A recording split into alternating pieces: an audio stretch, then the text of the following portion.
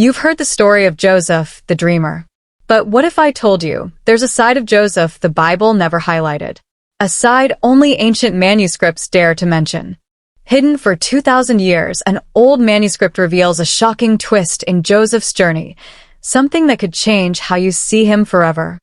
Was Joseph really the innocent dreamer we all admire? Or did he struggle with pride, power, and a hidden darkness we never knew about? If you love the truth of the Bible and believe even great men like Joseph had struggles, then subscribe now and uncover the whole story. Before Joseph became the powerful ruler of Egypt, he was just a young boy favored by his father Jacob. But this favoritism created deep resentment among his brothers. The coat of many colors wasn't just a gift, it was a symbol of division. And as Joseph walked around freely sharing his dreams of greatness, many questioned, was he simply innocent? Or was he blinded by pride, unaware of the growing hatred around him? Joseph's dreams of ruling over his family didn't just come from nowhere. He shared them openly, almost eagerly, with his older brothers. "You will bow before me," he said, according to the dreams. But was that wisdom or youthful arrogance? Ancient writings suggest that Joseph may have flaunted his dreams, unintentionally provoking his brothers beyond forgiveness. In those early years, did Joseph misunderstand his divine calling as personal greatness? When the brothers threw Joseph into the pit, the Bible tells us they stripped him of his robe first. This act wasn't just physical, it was symbolic. They weren't just removing clothing, they were tearing down what they saw as Joseph's arrogance. Some ancient commentaries claim Joseph pleaded, but not with humility. Could it be that Joseph still didn't understand the consequences of his pride? Even in the pit?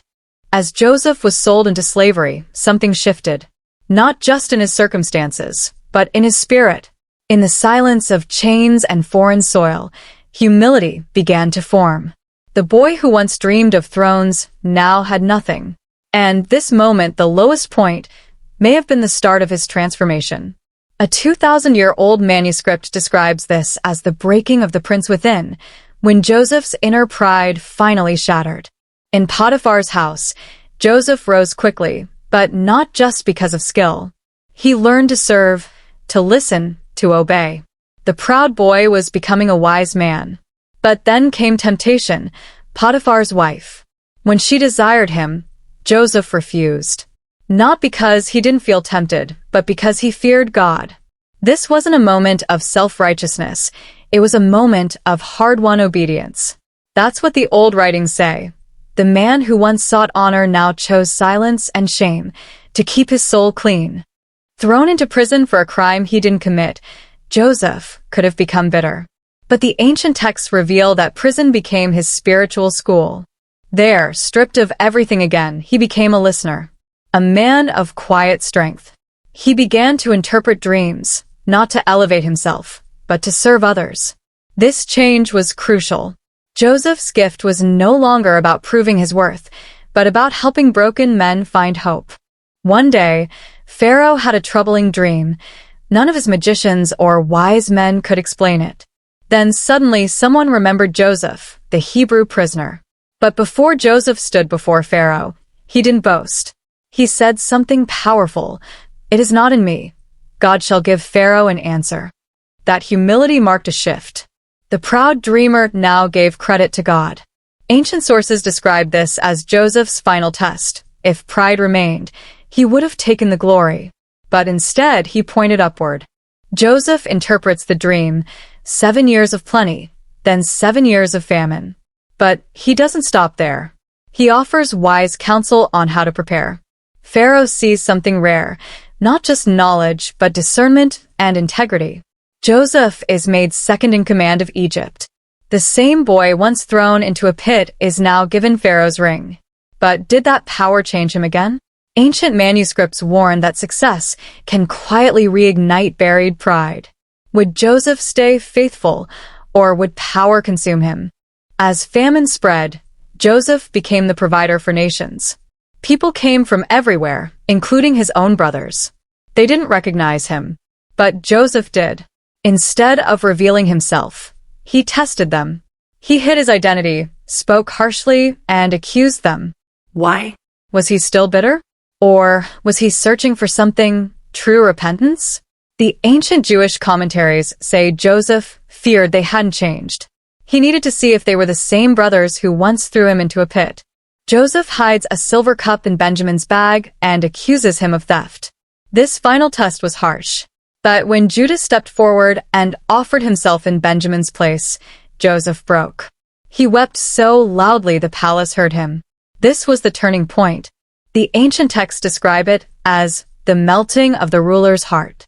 Joseph's pain, anger, love, all came rushing out. It wasn't just a family reunion. It was healing. Years of wounds met a moment of grace. Joseph finally reveals himself. "I am Joseph," he says. And what follows is silence, then tears. The brothers are stunned, ashamed, and terrified. But Joseph doesn't seek revenge. He says, "You meant evil against me, but God meant it for good." That one sentence revealed everything: the transformation, the surrender, the trust in God's plan. Joseph didn't just forgive, he understood. He saw that his darkest moments were divine tools, shaping him into the man God needed. After revealing himself, Joseph didn't ask for apologies. He offered provision. He told his brothers to bring their father Jacob and their entire household to Egypt, where he would care for them. But ancient writings say Joseph still wrestled with one thing: why didn't his father ever come looking for him? Some scholars suggest Joseph feared he had been forgotten, or worse, replaced. Even after forgiveness, hidden wounds remained. He was a leader now, but still a son longing for answers. When Jacob finally arrived in Egypt, Joseph ran to him and wept on his neck for a long time. That embrace was more than love, it was release. The years of pain, silence, and separation melted away. But the old texts reveal something deeper. Joseph never asked his father why he was left behind. He chose peace over explanations. He had learned the hard way that some healing doesn't come through answers, but through surrender. Joseph arranged land in Goshen for his family, giving them the best of Egypt. But his mind was always alert. He saw how Egypt worked. Power was seductive. Influence could corrupt. And famine made people desperate. As food ran low, Egyptians sold their lands, and even themselves to Pharaoh. Joseph managed it all. But old writings raise a question. Was he simply obeying orders, or was Joseph enabling the rise of a brutal empire? Was the dreamer now part of the machine? Though he was powerful, Joseph never took revenge on his brothers, even after Jacob's death, when they feared he finally might. Instead, Joseph repeated his famous words, "Am I in the place of God?" But ancient commentaries reveal something subtle. Joseph never fully returned to Canaan. He lived as an Egyptian, died in Egypt, and was embalmed like a pharaoh.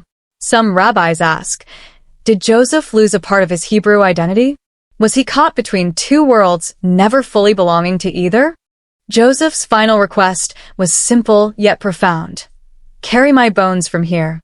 Though he lived and died in Egypt, he wanted to rest in the land of promise. It was a whisper from his soul, a longing for home. Even the most powerful man in Egypt knew, this world is temporary. And as the manuscript says, the prince who ruled a nation died, with his eyes fixed on heaven. Joseph's story wasn't just about power, it was about transformation. Centuries after Joseph's death, Israel still spoke of him. The boy with dreams, the slave turned ruler, the man who forgave. But not all remembered him the same way. Some early Jewish writings questioned, did Joseph's assimilation into Egyptian culture go too far? Did he wear the name Zaphanath-Paneah too proudly? One scribe even wrote, he saved the nation, but lost his own tongue. These are hard questions, but they reveal something deep, that even heroes wrestle with identity. In Egyptian records, Joseph is remembered not by name, but by his policies. He reorganized the economy, preserved life, and centralized power under Pharaoh. But what does it mean to be remembered by your systems and not your soul? The Bible gives us Joseph's heart. But history, especially pagan history, often forgets the man and only honors the structure. The ancient manuscript puts it plainly. He fed the world, But who fed his soul? Joseph's dreams shaped his destiny. But in the end, the fulfillment of those dreams came with a heavy cost: betrayal, slavery, temptation, prison, isolation. He rose, yes, but he rose through fire. And even in triumph, he was never fully free. He served Pharaoh. He obeyed orders. And he watched his family become dependent on Egypt. One old text says, "The dreamer's throne was not built in peace, but in chains." A chilling reminder that even divine dreams may come with suffering. Even in death, Joseph remained a symbol. When Moses led the Exodus, he carried Joseph's bones, just as Joseph had asked. But think about it. Generations had passed. Pharaohs had changed. Yet the Israelites still remembered the man who once saved them. Why? Because Joseph's story wasn't just about food or famine. It was about resilience, faith under fire, and the power of redemption. The manuscript says, "His bones spoke louder than his crown." Joseph's legacy is layered: hero, ruler, servant, brother. But perhaps his greatest achievement wasn't saving Egypt, it was surviving his own heart.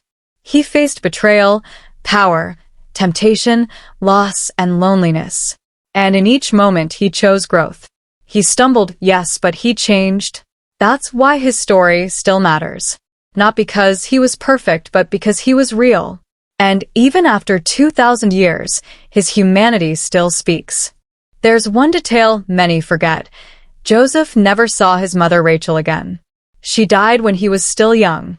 And yet, throughout his rise and fall, her absence is a quiet shadow. One manuscript says Joseph often spoke to the stars at night, believing his mother watched from above. This hidden sorrow, this quiet grief, may have fueled his compassion and his restraint. For a man who had everything, there was always something missing. When Joseph named his firstborn son, he called him Manasseh, which means, "God has made me forget my troubles and my father's household." But why would Joseph want to forget? Some scholars believe it wasn't hatred, but pain. To survive Egypt, Joseph had to bury his past, even the parts he loved. His name choice reveals his emotional survival. It's not just a biblical moment, it's a human one. The cost of success was memory itself. His second son he named Ephraim, "For God has made me fruitful in the land of my suffering." Notice the contrast: forget and fruitfulness. These two names summarize Joseph's journey. Pain and purpose coexisted. And that's what made him extraordinary. Not that he avoided suffering, but that he transformed it. The ancient manuscript calls these names the twins of truth. One lets go, the other grows. Many leaders use their power to erase the past. Joseph used his to rewrite it. He didn't pretend the betrayal never happened. Instead, he chose to forgive, to restore, to rebuild. That choice echoes louder than any title or crown. Ancient Jewish and Christian commentaries agree. Joseph was a prototype of Christ, not because he was sinless, but because he chose mercy when he had every reason for revenge. Over time, Egypt forgot Joseph. A new pharaoh rose who knew nothing of him. But the people of Israel remembered. They carried his bones, spoke his name, and taught his story. Why? Because Joseph reminded them of what it means to suffer with dignity, to lead with integrity, to be faithful when forgotten. The manuscript ends with one sentence: "He dreamed and God remembered." And that is the story worth telling.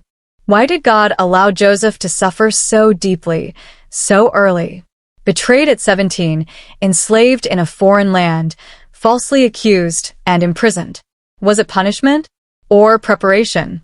The manuscript suggests God hid the crown in the storm. Joseph wasn't being broken, he was being built. Each trial shaped the man who would one day save millions. Sometimes, God's greatest work begins when life seems most unfair. Joseph's story reveals a strange truth. God can be silent, yet present. There are no visions, no direct words from heaven during his darkest years. No angel in the pit, no voice in the prison, just silence. And yet, everything moved forward. One ancient scroll notes, God was nearest when the heavens were quiet. That's the mystery of faith. Believing God is working even when you can't hear him. Have you ever felt like Joseph? Misunderstood. Betrayed by those closest to you. Working hard in a place you never chose. If so, you're not alone. Joseph's journey is your mirror.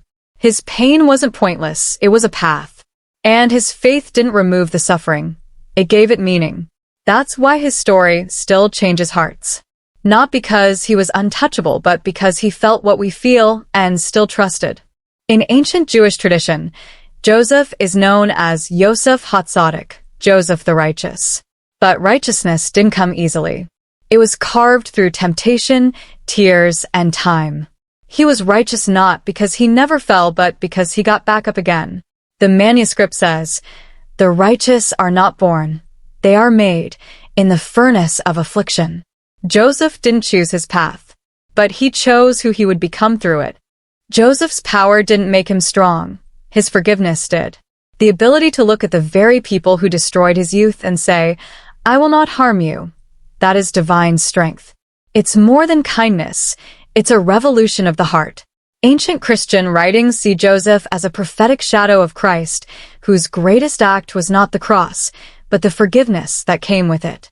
Joseph points us forward to the ultimate savior. Joseph was a man between two worlds, Hebrew by birth, Egyptian by power. And in the end, that tension never left him. He saved Egypt, but his heart was in Canaan. He served Pharaoh, but he worshipped the God of Abraham. His children were half Egyptian, but he gave them Hebrew names. Joseph lived in tension. The ancient manuscript reads, "He stood with one foot in Egypt and the other in promise." Isn't that the same for many of us today? It's easy to celebrate Joseph's rise, but we must not forget the scars. Not just physical, but emotional. Loneliness. Cultural isolation. Pressure. The ancient text suggests he often walked alone in the palace gardens at night, whispering the prayers of his youth. Even as he ruled, he remembered who he was. Joseph teaches us, faith is not forgetting who you are in the palace, it's holding on to who you were in the prison. As a leader, Joseph made hard decisions. He taxed the people during the years of plenty. He gathered grain, stored it, and later exchanged it for land and labor. Some criticize him for it. Did he strengthen Pharaoh's power too much? Did he enslave future generations? The manuscript questions this too. In saving them, did he bind them? Leadership is complicated. Even the righteous face moral gray zones. Joseph did what he believed was right, but history remembers everything. Joseph's story isn't just about dreams. It's about what happens after the dream comes true. Power can isolate. Success can create new prisons. But Joseph didn't forget God. In every rise and fall, he credited the Lord. That's rare. The manuscript says, he bent under burdens and bowed under blessings. That's the lesson for us. Can we remain humble, even when we win? Joseph died in Egypt, but his story never stayed there. His bones were carried out centuries later, not by kings, but by slaves. That's legacy. Not titles or monuments, but memory. And now, 2,000 years later, hidden manuscripts remind us, Joseph was never perfect. He was proud, he was young, he was human. But he was faithful. And that is the true mark of greatness, not flawlessness, but faithfulness through every season. For many, Joseph's story ends in triumph. He forgives, he rules, and he saves. But if you look closer, something lingers. Joseph never returns to Canaan in his lifetime. His brothers go back and forth. Even Jacob dies in the land of Egypt, but Joseph stays. Why? Was it duty? Or was it a silent resignation that no matter how much he gave, Egypt would never truly be his home and Canaan no longer could be? The ancient manuscript says, he dwelt in palaces but dreamed of tents. Joseph never really fit in. And maybe neither do we. Joseph's bones were not just bones. They were a prophecy, a silent promise that one day the children of Israel would return to the land God gave their fathers. And yet, centuries passed before those bones were moved. Imagine that. Joseph, the man who once ruled Egypt, lying forgotten in a foreign tomb for hundreds of years. No crown, no servants, just silence. But still, the promise endured. The manuscript records, his bones lay still, but his faith walked ahead. Even in death, Joseph believed in the future. There's something haunting in the way Egypt forgot Joseph. Generations passed, and eventually, a new pharaoh rose who didn't remember the Hebrew savior of Egypt's darkest hour. That's how the book of Exodus begins, with forgetfulness. The man who fed the empire was erased from its memory. And yet this too was part of the plan. Because Joseph was never meant to be a permanent fixture in Egypt, he was a bridge. A bridge from promise to slavery, and from slavery to deliverance. One of the most sobering truths from Joseph's life is this: sometimes, God allows suffering not just for your sake, but for the sake of nations. Joseph didn't go through betrayal, prison, and silence just to become a ruler. He went through it to preserve a people, to keep a covenant alive. The manuscript says, the fire was not for him, it was for those who would come after. That kind of calling is rare. Pain becomes purpose. And the man becomes more than a man, he becomes a vessel. What if Joseph had failed? What if, in that prison, he had given up? What if he had sought revenge instead of forgiveness? The entire lineage of Israel might have been lost in the famine. The Exodus may never have happened. Generations altered because of one man's choices. That's the weight of obedience. Joseph didn't just carry grain, he carried history. He carried God's plan. And in choosing righteousness, he wrote a future none of his brothers could have imagined. That's what the 2,000-year-old manuscript reminds us. One righteous heart can change everything. Long before Jesus walked the earth, Joseph foreshadowed him.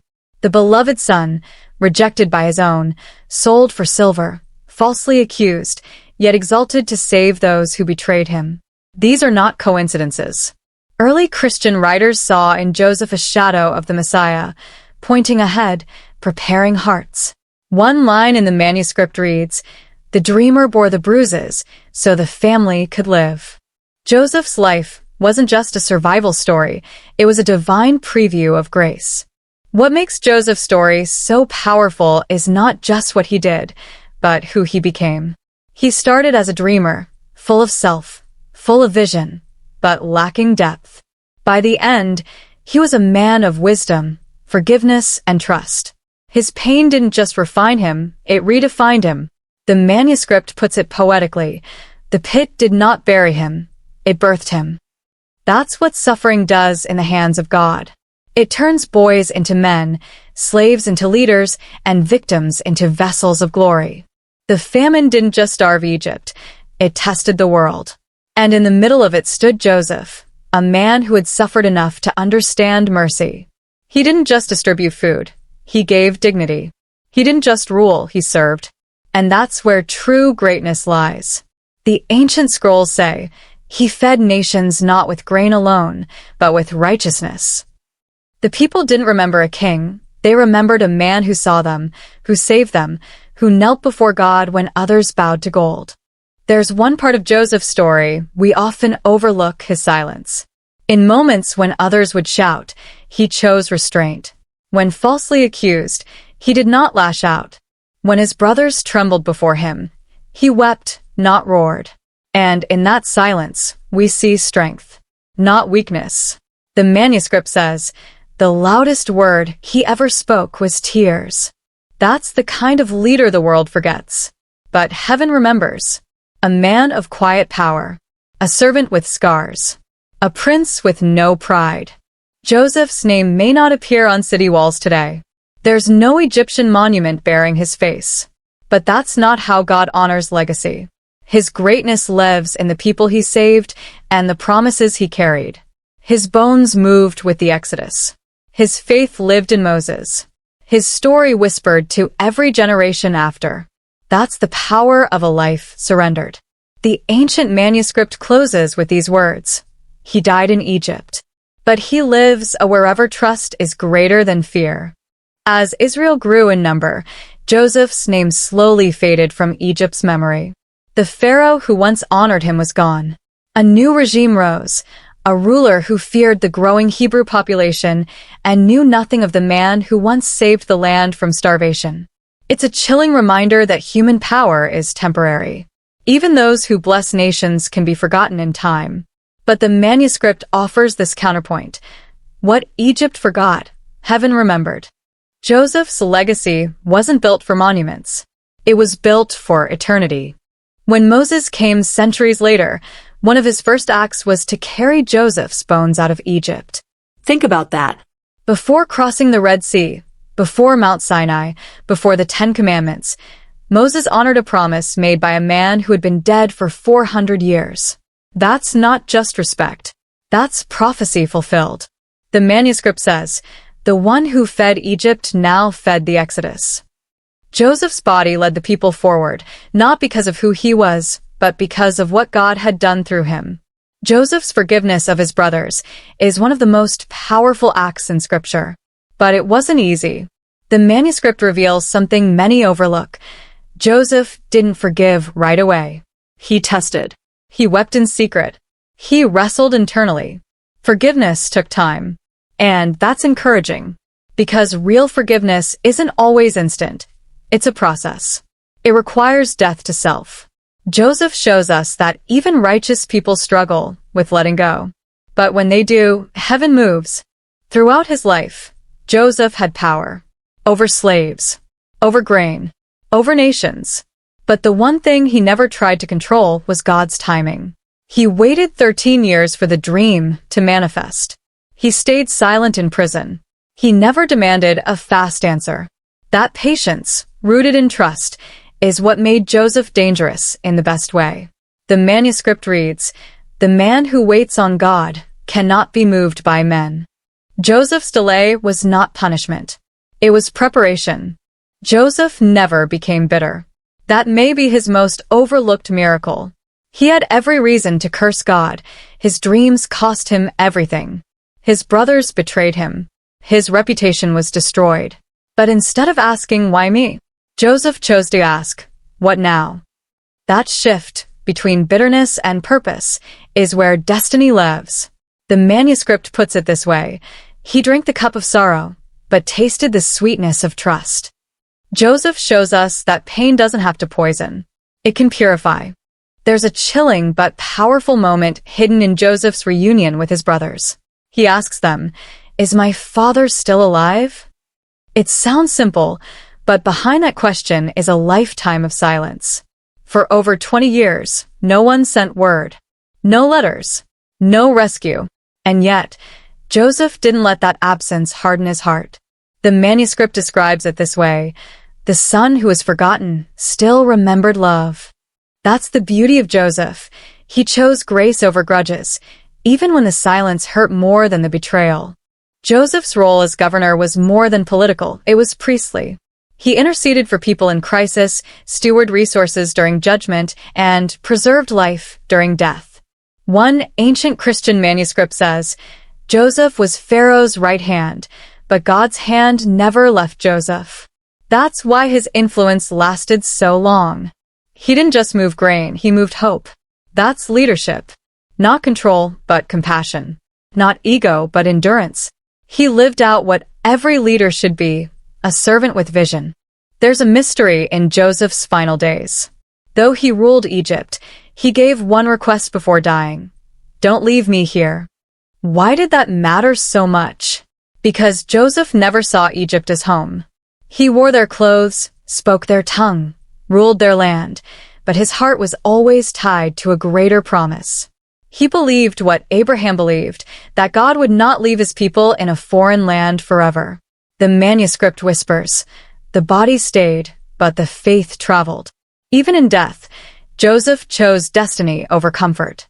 Joseph's two sons, Manasseh and Ephraim, were born in Egypt, but were adopted by Jacob as his own. It was a prophetic act. Through Joseph, the next generation was reconnected to covenant. That's the hidden legacy. Not just surviving the past, but securing the future.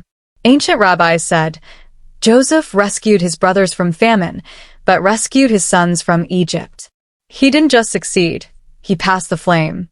He made sure the story of God continued in those who came after him.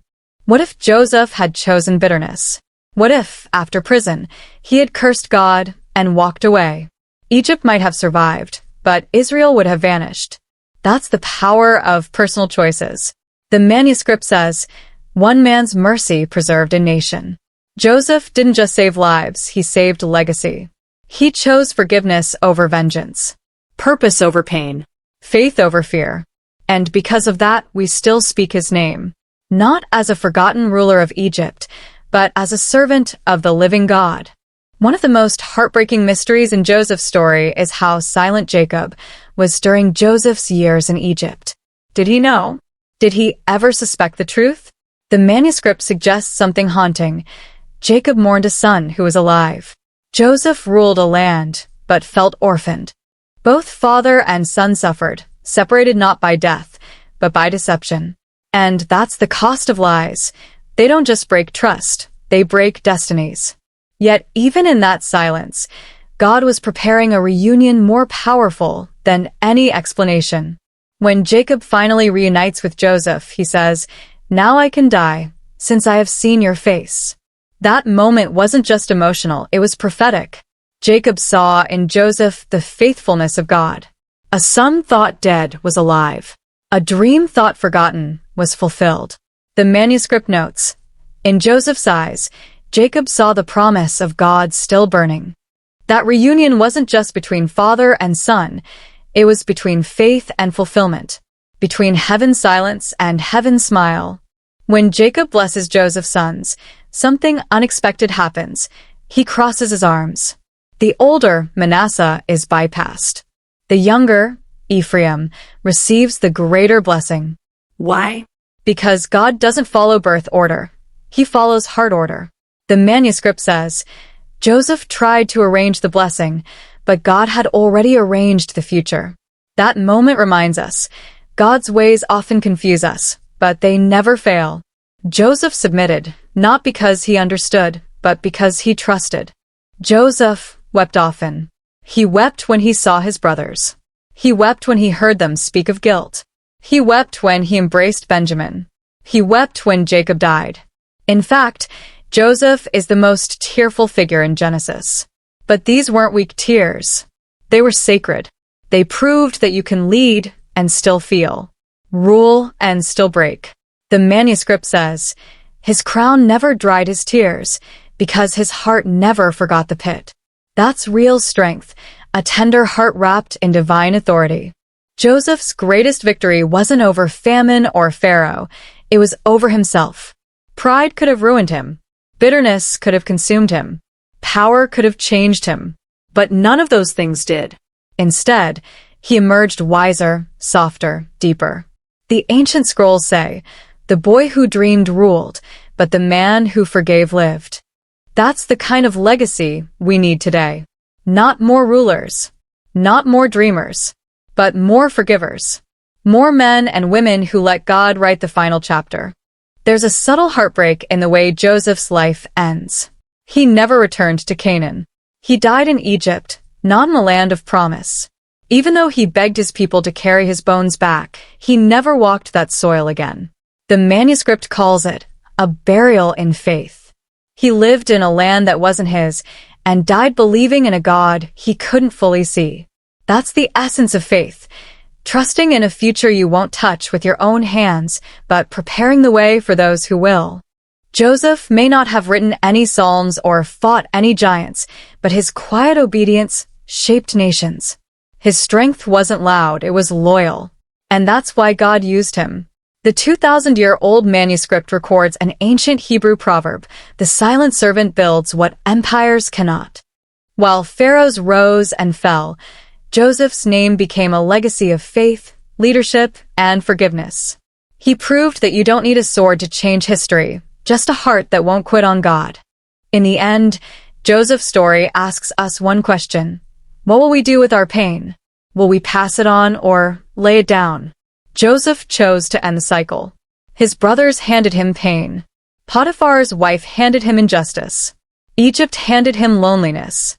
But Joseph gave back forgiveness, wisdom, and provision. He turned every wound into a well. That's what made him different. The manuscript says, he drank bitterness and poured out blessing. What if we did the same? One overlooked part of Joseph's legacy is his impact on Egypt itself. During the famine, he not only saved lives, he also preserved the structure of the entire kingdom. Ancient sources suggest the people remembered his wisdom for generations, even after forgetting his name. That's the paradox. Joseph's name faded, but his influence remained. The manuscript puts it beautifully. The righteous man disappeared, but the roots he planted fed the future. True legacy doesn't need credit. It just needs truth. And now, thousands of years later, we still tell Joseph's story. Not because he was perfect, but because he was faithful. Not because he never fell, but because he never stayed down. The manuscript concludes, he dreamed as a boy. He ruled as a man. But he lives as a testimony. Joseph wasn't just a man of his time. He was a man for all time. His story still challenges us to forgive deeper, trust longer, and live as if God is writing every line, even the painful ones. If you look closely, Joseph's life is a mirror of Jesus. Both were beloved sons. Both were betrayed by their own people. Both were falsely accused, thrown into a pit, and left for dead. And both rose to a position of power, not to take revenge, but to save. One early church father wrote, "In Joseph, we saw the shadow. In Jesus, we see the substance." The manuscript hints that Joseph's story wasn't just history, it was prophecy. A blueprint for a Messiah who would one day forgive the very ones who nailed him.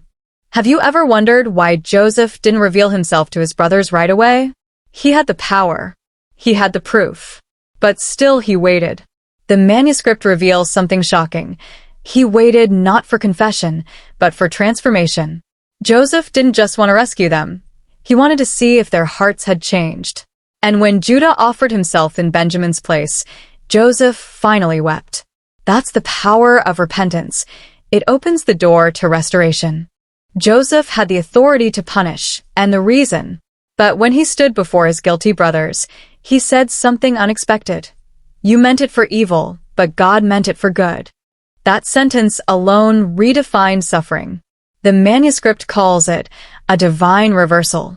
Joseph reframed his pain as purpose. That's the key. We don't always get to choose what happens to us, but we do get to choose what God does with it. Joseph gave his suffering back to God and watched it become salvation. In Joseph's dream, the sun, moon, and stars bowed to him. That vision once made him arrogant. But by the time it came true, he was a different man. He didn't chase the dream, it chased him. That's what growth looks like. The manuscript says, the dream was not about status. It was about surrender. God gives visions, but he waits until we're ready to carry them. Joseph's journey teaches us, it's not the dream that changes us, it's the desert that prepares us to carry it. Imagine Joseph walking through the palace late at night. He hears laughter in the banquet halls, but his heart is still in the prison. That's the truth many forget. Success doesn't erase scars. He carried his trauma quietly. But instead of letting it define him, he let it deepen him. The ancient manuscript reads, his crown was heavy, not with gold, but memory. Joseph reminds us that healing doesn't mean forgetting. It means choosing purpose over pain, again and again, until peace comes. When Joseph said, God sent me before you to preserve life, he reframed his entire past. That was no small moment. He turned betrayal into mission. He saw his suffering not as a wound, but as a weapon in God's hand. The ancient manuscript captures it perfectly. He walked through fire and came out carrying water. That's what real faith does. It doesn't deny the pain. It transforms it. Joseph didn't forget what his brothers did, but he forgave them anyway. And in that moment, heaven rejoiced. Egypt saw Joseph as a ruler. His brothers saw him as a redeemer. But God saw him as something greater, a link in the covenant. Through Joseph, the seed of Abraham was preserved. Through Joseph, the promise survived the famine.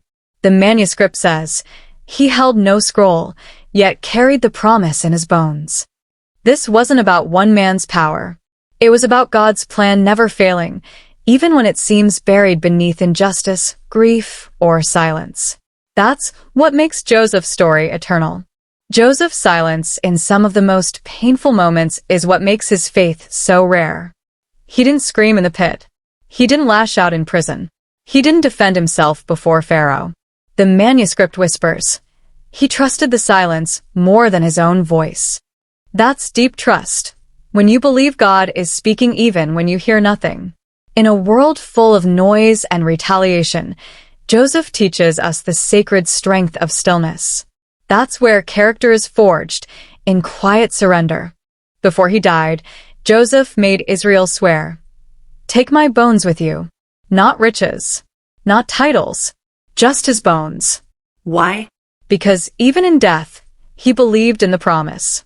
The manuscript reads, "Though he ruled in Egypt, he longed for Canaan." That coffin wasn't just a burial, it was a prophecy. A declaration that Egypt was never the end. Joseph's faith outlived his breath. His bones became a testimony, a silent sermon carried across generations. Can your legacy say the same? We often remember Joseph as the dreamer, but maybe he was really the interpreter, not just of dreams, but of destiny. He learned to see pain as preparation, betrayal as positioning, and delay as development. The manuscript concludes this section with powerful words. He read the will of God, not in scrolls, but in scars. That's what made Joseph great. Not his robe, not his title, but his vision, his ability to see God's hand, even when it looked like everything was falling apart. Joseph lived in a foreign land, served a foreign king, and spoke a foreign tongue. Yet he never let Egypt shape his soul. He stayed rooted in the God of his fathers. That's a powerful message for today. You can live in the world without letting the world live in you. The manuscript declares, he wore Pharaoh's ring, but held Abraham's faith. Joseph never forgot who he was or whose he was. Even surrounded by idols, he stood as a quiet altar, a reminder that holiness can thrive, even in exile. Most stories end with resolution, but Joseph's ends with a promise still waiting. He died with unfulfilled longing to return home. That's how faith works. Sometimes you don't get to see the finish line, but you run anyway. The ancient scrolls write, he died in Egypt, but his hope lived on the border. That hope wasn't buried, it was planted. And centuries later, when Moses rose up, Joseph's faith stood tall, carried across deserts and rivers, still alive. That's what legacy looks like. Joseph's story proves that trauma doesn't disqualify you from purpose, it prepares you for it. He was rejected, enslaved, imprisoned, forgotten. But none of that stopped God. In fact, God used every scar as a step. The manuscript says, the pit was not a punishment. It was the path. That flips everything. What others meant to destroy you, God can use to define you. Joseph didn't just survive. He became strong through the struggle. And so can you. What if Joseph had refused to forgive? The story of Israel would have ended in the famine. The Messiah's bloodline might have been scattered. That's the weight of one man's mercy. The ancient manuscript warns, when the righteous withhold grace, nations starve. Joseph didn't just forgive, he preserved a future. His mercy was generational. That's the kind of forgiveness God calls us to. Not cheap, not shallow, but world-changing. The kind that builds bridges where blood was once spilled. In the silence between Genesis and Exodus, Joseph's influence still speaks. No miracles, no plagues. Just one man's bones, carried by a people on a promise. The manuscript closes the chapter saying, he rested but he led. That's legacy. When your life still points the way even after you're gone. Joseph didn't need to shout. He didn't need to fight. He simply obeyed. And in that obedience history turned. What if our obedience today could do the same? Joseph didn't just preserve his family, he preserved the entire story of redemption. Had he failed to forgive, Judah, the very brother who betrayed him, might not have survived. And through Judah came David. And through David came Jesus. Think about that. One act of mercy secured the bloodline of the Messiah. The manuscript puts it this way: mercy now meant Messiah later. Joseph had no idea what hung in the balance. He just obeyed. And that quiet yes echoes through eternity. We often celebrate Joseph's dreams, but maybe the real miracle was his endurance. Dreams come quickly. Fulfillment comes slowly. Joseph waited over 13 years. Not passively, but faithfully. The manuscript says, the vision did not carry him. The waiting did. That's the test for every believer. Can you still trust God when the dream feels dead? Joseph did. He let prison shape his character, so the palace wouldn't crush it. And that's why he could handle promotion, because patience had made him strong. Joseph never asked, why me? He asked, what now? That simple shift in mindset moved him from victim to vessel. The ancient manuscript explains, he did not question the storm. He prepared for the harvest. That's what made him a leader. He didn't just survive. He planned, served, trusted. In a culture obsessed with answers, Joseph chose action. And through that quiet, relentless obedience, God wrote history. Maybe your miracle doesn't come with lightning. Maybe it begins with, what now, Lord? The Bible never says Joseph performed a miracle. He didn't part the sea. He didn't call fire from heaven. He didn't raise the dead. But he did something greater in God's eyes. He stayed faithful. The manuscript concludes, he worked the quiet wonders of obedience. And maybe that's what this world needs more of. Not louder preachers. Not bigger platforms. But people who forgive when no one's watching. Who prepare in the dark. Who trust in silence. Joseph's life was the miracle. At the very end of his life, Joseph speaks one final promise. God will surely come to your aid. That wasn't just comfort, it was prophecy. Joseph knew the story wasn't over. The manuscript's last words are stunning. He saw beyond the tomb. That's real vision. Joseph didn't just lead Egypt. He led Israel into hope, into faith, into a future still unfolding. And now his story is not just history, it's invitation. God still writes through scars, still redeems through silence, still raises up Joseph's, maybe even now. Joseph's legacy didn't end with his bones. It began there. When Israel left Egypt, they carried him. When they entered the promised land, they buried him in Shechem, the very land his father once owned. It was a full circle moment. The manuscript says, the boy who was thrown into a pit was laid to rest in a promise. God didn't just deliver Israel, he honored Joseph. That's how God works. He never forgets faithfulness, even if it takes generations to reward it. There's something holy about scars. They remind us that healing has happened. Joseph didn't hide his pain, he redeemed it. He used every betrayal, every loss, every wound to bless others. The manuscript puts it powerfully. He wore the scars of men, but carried the fingerprints of God. That's what made Joseph unforgettable. Not just what he endured, but how he let God use it. Your scars don't disqualify you, they qualify you. Just like Joseph's did. Joseph's story whispers to every generation that's ever been forgotten, betrayed, or falsely accused. You are not abandoned. You are being prepared. The pit is not your end. It's your beginning. The manuscript says, the lower he sank, the higher God lifted him. That's not fiction. That's scripture. Joseph didn't climb his way out. God pulled him. And if he did it once, he can do it again. Even now. Even for you. The 2,000-year-old manuscript that exposed Joseph's dark side also reveals the secret of his greatness. It wasn't perfection. It was surrender. He gave up control, gave up vengeance, gave up comfort, and in return, God gave him purpose. That's the upside-down nature of the kingdom. The manuscript ends this chapter saying, the one who lost everything gained eternity.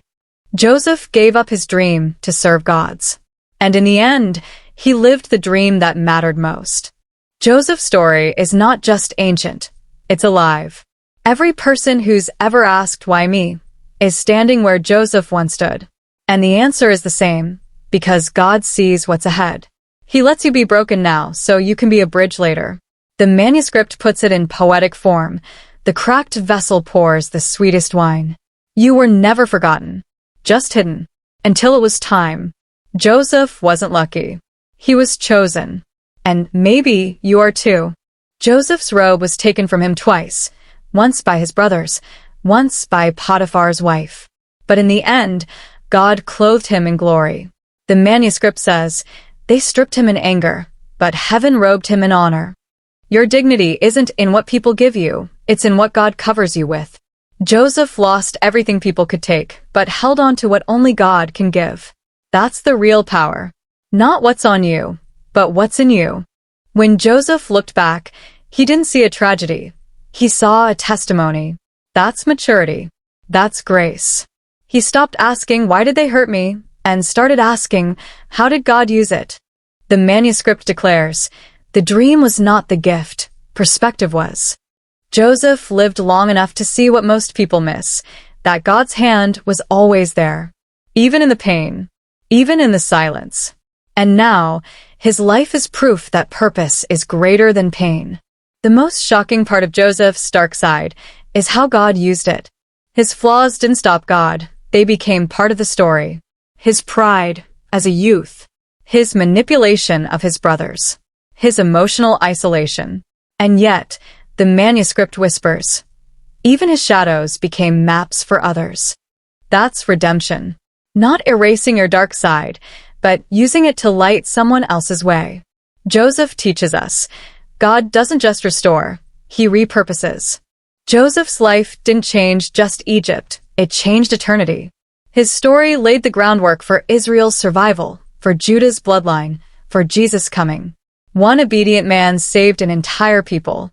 The manuscript ends with this line, he was a man between worlds, but belonged to God. Maybe that's our calling too. To live in a world we don't belong to, but to live like we've already seen the promise.